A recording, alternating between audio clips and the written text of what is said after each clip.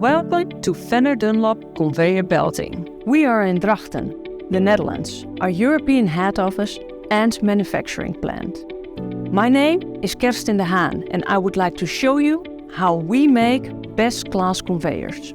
Fenner Dunlop belts are the best in the world, and this is being achieved by our high-quality manufacturing process combined with a unique understanding of the belt's final use that helps us to construct high-quality products that outlast all other belts. Here's a general overview of the core process. It is simply quality in the making.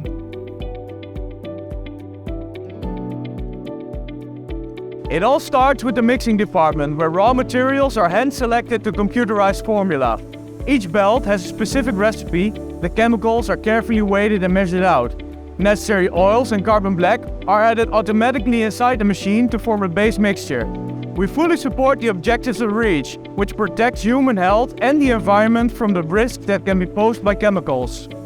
The batch is then heated and mixed coarsely. After a calculated time, the mixture is dropped into a rolling mill and then further kneaded until a soft pliable consistency is achieved.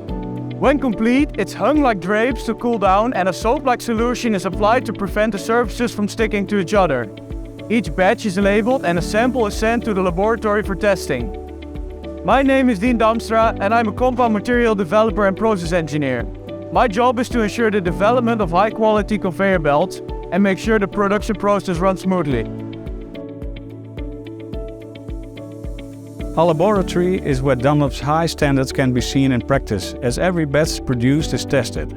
Only when the batch quality is approved, it is released for further processing. Hi, I'm Sido Wagenaar. I work on the laboratory for 30 years right now, and I run several tests on the finished belts. The next step is the calendering process. This is where the belt begins to take on its durable form. Various fabrics or built-up carcasses are applied with the raw unvulcanized material. The rubber is introduced from what is called the nib, where it's spread as a film onto the rolling mill.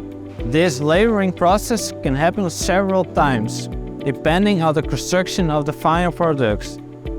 My name is Anne Monstra. My function is shift manager. I am responsible for 25 people. My everyday job is to keep people motivated and also to let the machine run smooth.